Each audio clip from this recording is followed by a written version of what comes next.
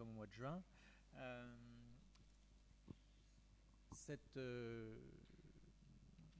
Le thème que nous avons à traiter aujourd'hui, c'est un thème important de la réforme, mais c'est un thème qui s'imbrique dans les autres éléments de la réforme. Mais avant de rentrer plus dans le détail sur les caractéristiques du Conseil en évolution professionnelle, je vous proposerai donc en introduction de resituer un petit peu les caractéristiques de cette initiative qui a été prise par les partenaires sociaux, même si le législateur est passé comme d'habitude, comme s'il en a l'habitude, après pour reprendre la bonne idée des partenaires sociaux. Nous sommes en présence d'un dispositif qui est très original. On va l'approfondir ensemble tout à l'heure à travers les témoignages des représentants de 3 réseaux. Nous sommes à la veille donc d'une initiative qui va aboutir à ce que différents opérateurs proposent la même prestation en matière d'accompagnement vers la formation professionnelle ou l'accompagnement vers un projet professionnel.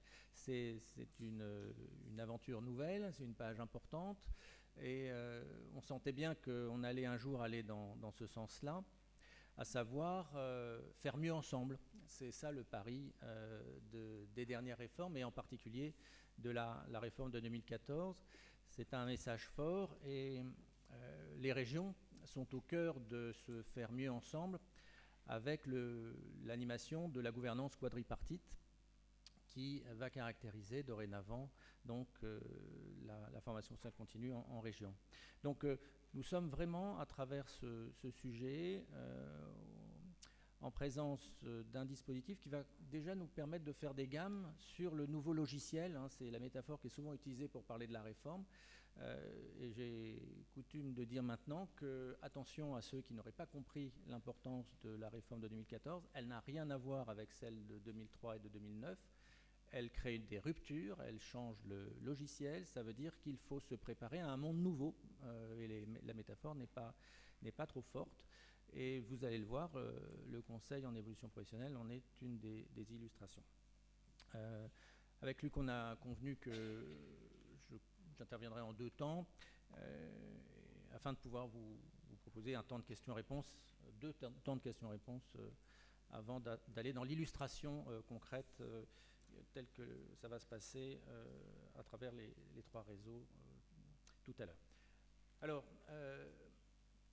donc nous sommes en présence d'un dispositif très original, même si naturellement il ressemble à des choses qu'on a déjà vues. On ne réinvente pas complètement l'eau tiède dans cette affaire, mais on change singulièrement quand même le sujet. Donc, avant de rentrer dans les caractéristiques, comme je disais, revenons un petit peu sur le positionnement de ce dispositif. Le CEP a fortement à voir avec le compte personnel de formation. Pourquoi ? Parce qu'ils ont été imaginés en janvier 2013, dans le cadre de la première négociation qu'ont eu les partenaires sociaux sur la sécurisation de l'emploi. Nous sommes en présence d'outils auxquels pensent les partenaires sociaux alors qu'ils négocient sur la situation de l'emploi. Et c'est seulement la négociation sur la formation professionnelle de décembre 2013 qui reprend et décline plus précisément ce que vont recouvrir le CEP et le compte personnel de formation. Et d'ailleurs, dans l'écriture des partenaires sociaux, le compte personnel de formation est un outil qui sert aussi qui peut être mobilisé aussi pour mettre en œuvre le CEP. On consomme des heures de CPF pour bénéficier du CEP. En fin de compte, le législateur ne retiendra pas cette idée. Le CEP fonctionne indépendamment du CPF. Donc introduit une petite différence, mais la différence fondamentale, c'est que cette disposition du CEP ne se positionne pas dans les outils à la disposition de l'individu. Il est tout de suite positionné, il est positionné dans le chapitre relatif à la décentralisation de la formation professionnelle. Donc le législateur se permet de clarifier quelque chose qui était peut-être un peu flou dans l'écriture des partenaires sociaux, en positionnant ces sujets sur l'orientation, ou plutôt le CEP dans les dispositions de l'orientation professionnelle. orientation professionnelle qui fait l'objet d'une décentralisation et d'une régionalisation. Donc voilà, donc nous sommes bien en présence d'un dispositif qui est au carrefour de deux changements majeurs, l'apparition d'un CPF, je ne vais pas m'étendre, mais j'avais besoin de le rappeler, la décentralisation, et on a parlé de la mise en place du CREFOP, et c'est très important parce qu'il va y avoir un pilotage, nous allons voir, régional et national. Alors, le CEP, en 5 mots, donc, il y a une articulation entre CPF et CEP, je l'ai dit tout à l'heure, c'est abandonné, mais on le sait aussi, le CEP permettra de préparer et d'accompagner un utilisateur potentiel du CPF, et tout utilisateur du CEP est potentiellement un utilisateur de CPF, puisque, vous le savez, le CPF est un droit universel ouvert à tous. Le CEP a à voir avec l'orientation professionnelle qui, du côté des partenaires sociaux, a fait son chemin au sein des FONGECIF depuis des années. Et les FONGECIF, dans la réforme de 2009, n'étaient pas clairement positionnés dans la sphère de l'orientation. Avec le CEP, la frontière est trouvée, ou plutôt l'univers concernant les FONGECIF et l'orientation est trouvé, c'est bien là le périmètre de l'orientation. Je veux dire clairement que dans l'ancienne loi qui prévoyait la labellisation des réseaux d'orientation, les FONGECIF se sont questionnés sur ce positionnement, mais à ma connaissance, aucun FONGECIF n'a fait la démarche de labellisation. Décentralisation, troisième mot, je l'ai dit, le CEP est positionné comme un outil du SPRO, mais ce qui est frappant, c'est qu'il va s'appuyer principalement sur 5 réseaux nationaux déclinés territorialement. Donc nous sommes à la fois dans du SPO régional et du SPO national. L'outil d'harmonisation, c'est cette fois-ci le cahier des charges. Nous avions le label dans l'ancienne loi, label des structures. La question n'est plus le repérage des structures de l'orientation. Surtout que dans la réforme de 2009, la notion d'orientation, c'était l'orientation tout au long de la vie, avec donc un mélange des publics, et je crois que depuis, on s'est rendu compte un peu plus qu'il y avait une spécificité entre le public en formation initiale et le public de la formation professionnelle continue, si on schématise. Et donc, on abandonne le label, même si le Code du travail n'a pas été toiletté sur ce sujet, donc a priori, tout ça disparaîtra, puisque dorénavant, nous serons sur ce CEP, dans la sphère de la formation professionnelle continue, avec un cahier des charges très clair, sur lequel je vais rentrer dans les détails tout à l'heure. Alors, élargissons encore le sujet, la question de l'accompagnement, la question de la préparation d'un projet professionnel, ce n'est pas un sujet nouveau. Donc j'ai parlé de l'activité des FONGECIF avec le projet professionnel, l'aide à l'élaboration d'un projet professionnel. Dans l'entreprise, il y avait des entretiens. Il y a un nouvel entretien qui apparaît, le fameux entretien professionnel tous les 2 ans, avec tout le moteur qu'il contient, avec l'état des lieux qui a lieu tous les 6 ans, avec ce mécanisme d'abondement du CPF.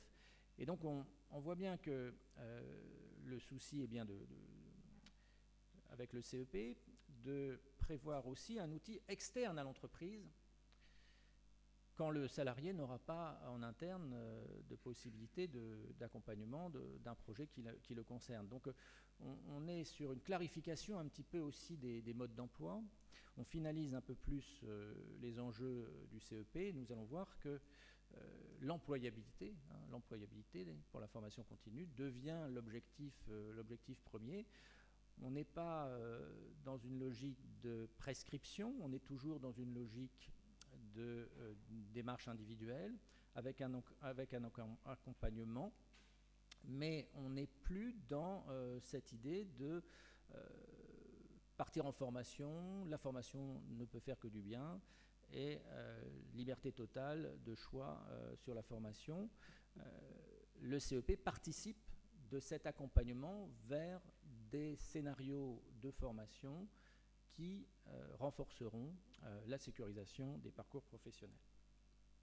Alors, Tout cela étant rappelé, comment fonctionnent les principes du CEP, qu'est-ce qui le caractérise? On va voir très vite que des principes forts sont posés, des principes qui sont connus par ailleurs, qu'on connaît dans d'autres dispositifs. Et très vite, on va aller vers les spécificités.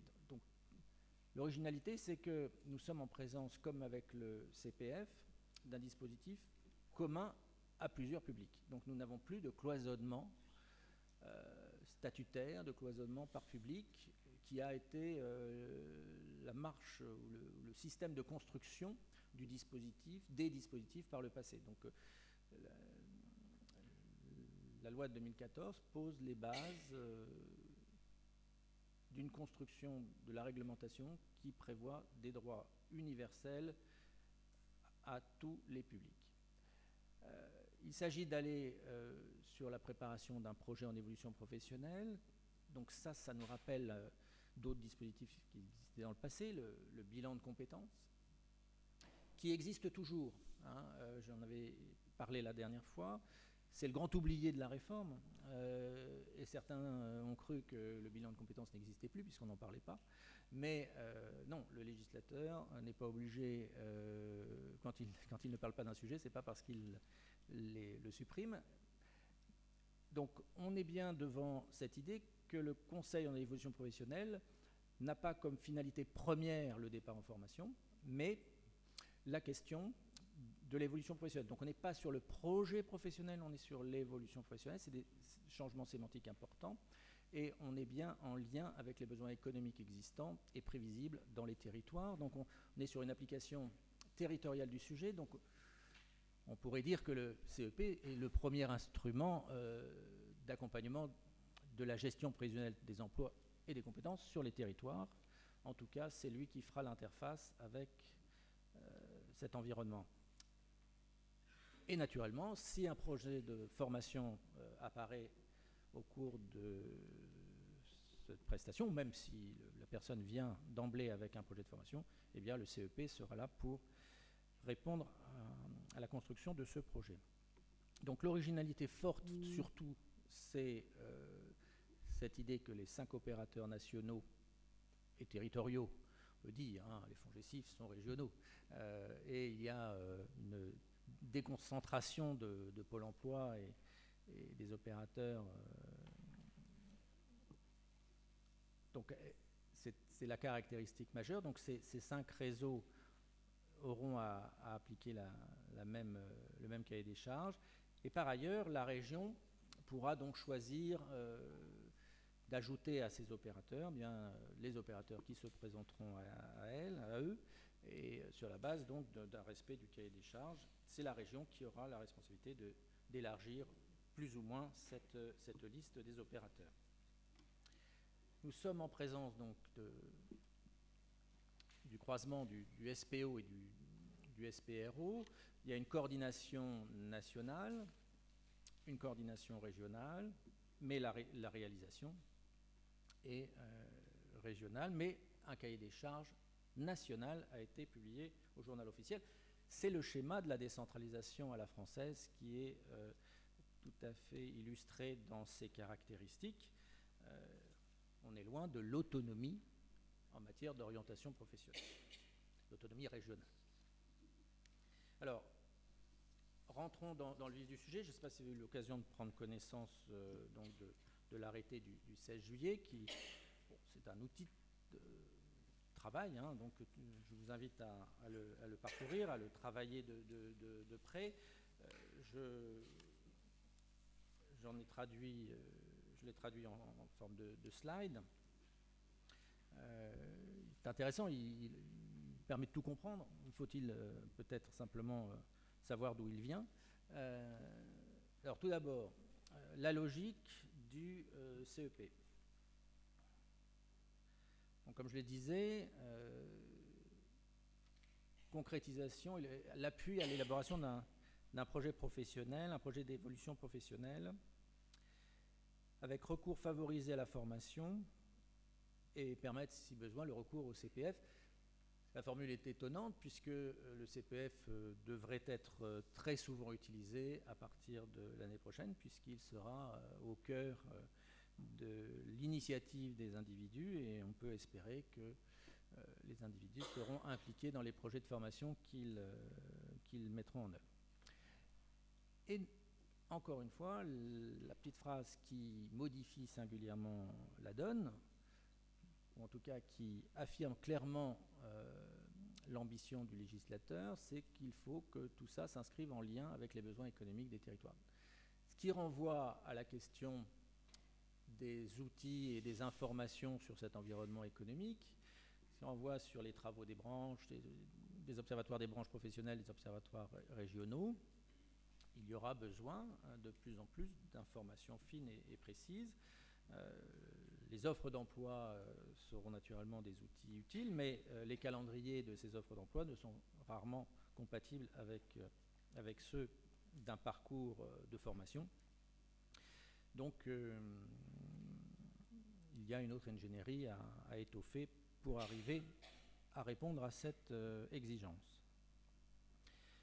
Donc, sur les opérateurs, je ne rentre pas plus dans les détails que de préciser que le cahier des charges précise bien qu'un opérateur de formation ne peut pas candidater à l'exercice du conseil en évolution professionnelle. Le cloisonnement déontologique est obligatoire, et donc nous retrouvons là une préoccupation qui consisterait à éviter que le médecin soit également le pharmacien et même le fabricant du médicament. C'est un grand classique que nous avons déjà connu par le passé pour le bilan de compétences. Petit détail qui a son importance, même si les réseaux représentés ciblent plutôt les personnes du secteur privé, en fin de compte, nous sommes en présence d'un dispositif universel. Et même si, par exemple, le CPF ne comptabilisera pas de droits pour les fonctionnaires ou pour les non-salariés, le CEP comme le CPF sont des droits universels ouverts à tous les publics. Et donc, éventuellement, un ancien commerçant ou un commerçant ou un artisan pourrait très bien demander à bénéficier de cette prestation. Ce n'est pas enfermé sur la population des salariés, des demandeurs d'emploi ou des jeunes. Naturellement, ce sont quand même ces trois publics qui seront les premiers bénéficiaires de ce dispositif. Alors, de quoi s'agit-il ? Ça rappelle des prestations que font beaucoup les acteurs de l'AIO depuis des années.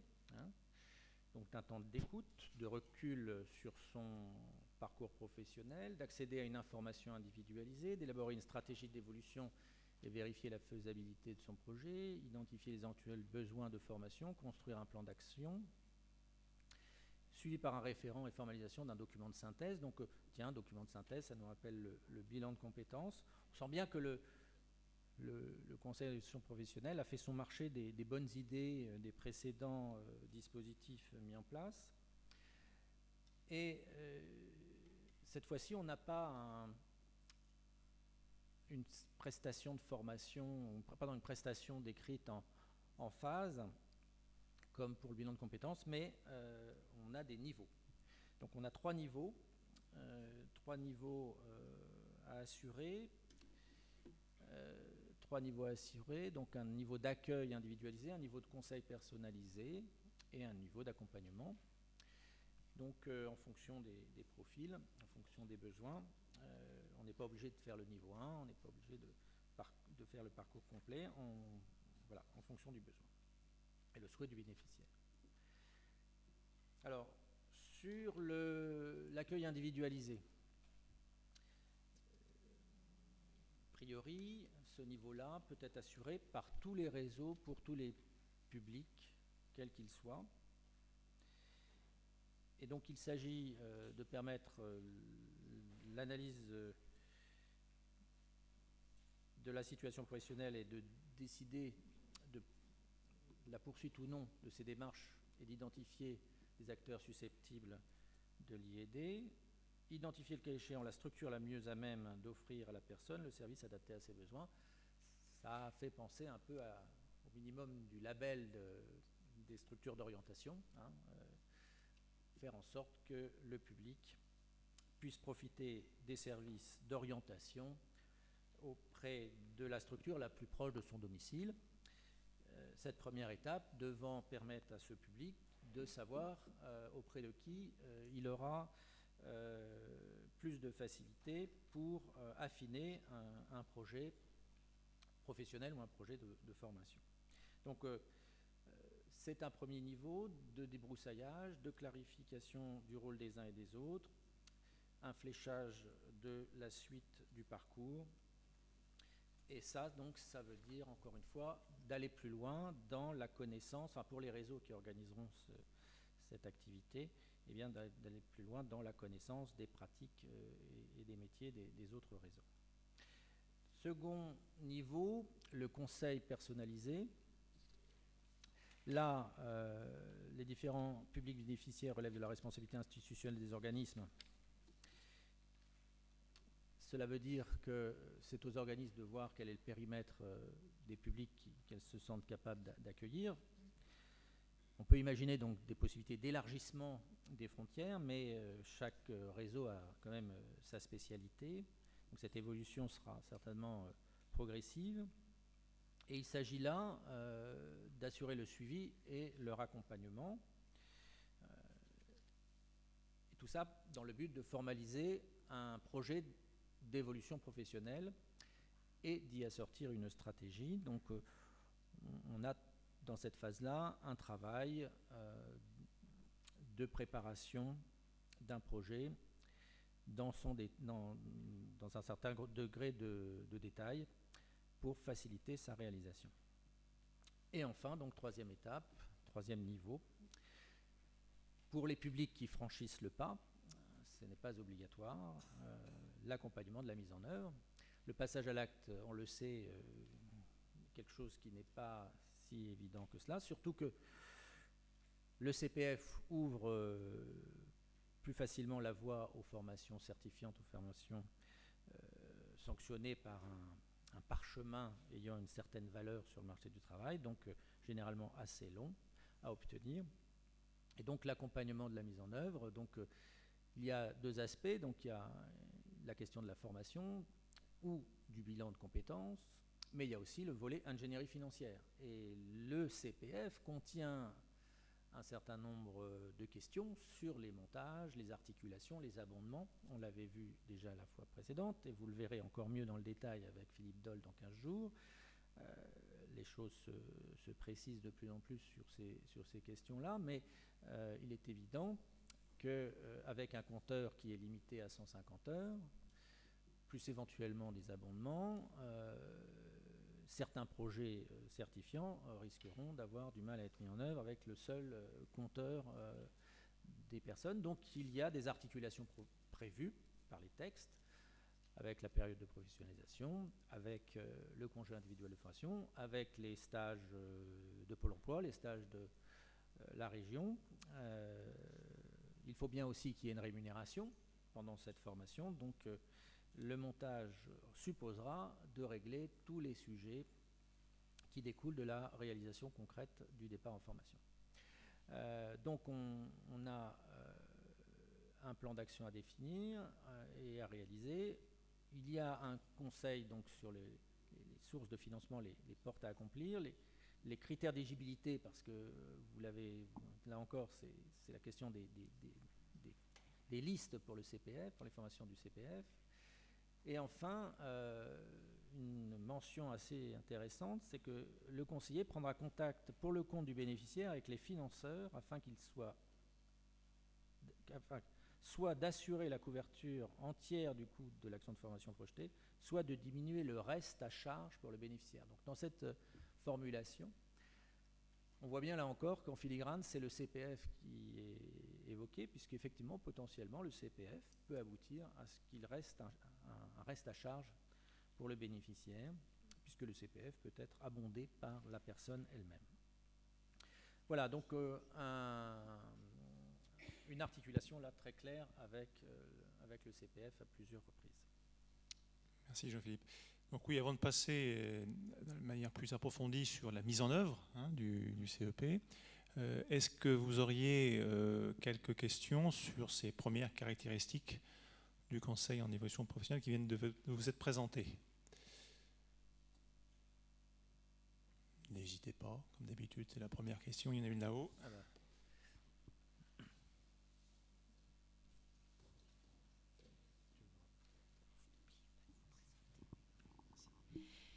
Bonjour, Patricia Bosselin, Conseil régional Haute-Normandie.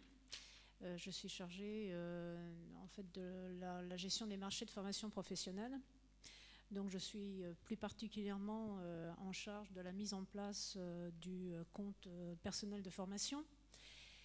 Et évidemment, je me pose, comme mes collègues des autres régions, beaucoup de questions sur le lien entre justement le CEP et le CPF, notamment comment le conseiller va prendre contact avec la région quand on sait que sur notre programme de formation qui reçoit des demandeurs d'emploi, nous recevons environ 10 000 demandeurs d'emploi par an.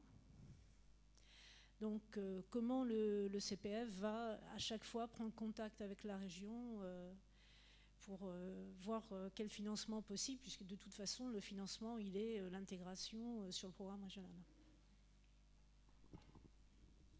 Alors effectivement, c'est un exercice intéressant qui consiste à essayer de mesurer l'impact du CPF sur les dispositifs tels qu'ils fonctionnent aujourd'hui. Cette projection, je pense qu'elle sera affinée par Philippe Doll dans 15 jours, mais une chose paraît évidente, c'est que même si l'ambition du CPF est d'être universel, il est quand même enfermé dans des projets de formation dont la loi nous dit un certain nombre de choses. Et si on veut faire la mesure de l'impact, on peut le faire dès à présent, c'est-à-dire regarder si l'offre de formation à destination de ces demandeurs d'emploi en région Haute-Normandie rentre ou pas dans les objectifs du CPF. Donc je pense que l'ambition du CPF est de donner la main à l'individu sur le sujet, sur la finalité. Alors, naturellement, là, tous les financeurs sont interpellés par cette possibilité qu'auront donc les citoyens à partir de l'année prochaine d'interpeller un certain nombre de réseaux sur leur volonté de rentrer dans des parcours certifiants. Et donc, ces réseaux vont devenir, ces conseillers vont devenir la chambre d'écho du succès du CPF. Et il faudra donc de la réactivité, certainement, de la part des financeurs pour répondre à ces besoins. Et vous avez remarqué qu'un certain nombre de personnes s'inquiètent sur les financements qui n'auraient pas été prévus pour le CPF. Je pense qu'ils n'ont pas encore compris que le CPF ne fonctionne pas comme les autres dispositifs, à savoir de manière a priori. Jusqu'à présent, le financeur planifiait des flux de stages, des flux d'heures, des programmes, et on recrutait des stagiaires pour les remplir, pour la plupart des dispositifs à destination des demandeurs d'emploi. Donc, avec le CEP et le CPF, on est dans un mécanisme de mesure d'audience. Alors, on peut se dire que le congé individuel formation est déjà dans cette situation. Donc, deuxième représentation de mécanisme de prise en charge d'un départ en formation. Une collecte limitée qui garantit qu'à une partie des demandeurs de formation, une prise en charge. Le FONGECIF, on le sait, en moyenne, c'est un dossier sur deux qui sont en mesure de financer. Donc, naturellement, on peut imaginer que le CPF soit dans la même situation, que le succès soit tel que, effectivement, au bout du bout, il y ait une file d'attente au CPF. Mais la différence, c'est que il n'y a pas que la contribution des entreprises, il n'y a pas qu'une source de financement, et qu'il peut donc y avoir des possibilités de réagir par rapport à cet engouement qu'auraient les demandeurs d'emploi ou les salariés sur ces dispositifs. Du côté des salariés, la marge de manœuvre est peut-être plus étroite, mais la région dans le mécanisme juridique que l'on connaît du financement de la formation continue, il est toujours possible que les régions abondent les financements des fonds GESIF, par exemple. Donc on pourrait imaginer des abondements. Ensuite, du côté des jeunes et des demandeurs d'emploi, effectivement, la question c'est est-ce que la région peut faire fonctionner ces règles de prise en charge et de planification de ces programmes de formation sur la base d'une demande en émergence, en expression. Et là, il y a un vrai changement culturel à envisager. Et on peut imaginer qu'en 2015, on fasse des gammes, puisque ça sera la première année de mise en œuvre. En tout cas, oui, il faut se projeter dans les nouveaux mécanismes, il faut essayer de mesurer leurs impacts. C'est le changement de logiciel que j'évoquais tout à l'heure. Essayer de faire fonctionner ces nouveaux outils dans le cadre actuel, ça n'est pas possible ou ça va bloquer. Donc, c'est une réforme qui met en mouvement tous les acteurs. Je l'avais exprimé la fois précédente. Je n'avais peut-être pas été jusque de ce degré de démonstration, de réflexion, mais sur la question du financement, sur la question des procédures, il est évident que le CPF comme le CEP vont générer des exigences d'adaptation de la part des pilotes, de la gouvernance, comme on dit, beaucoup plus fine qu'avant, ou en tout cas qui ne reposera plus sur cette logique de planification a priori.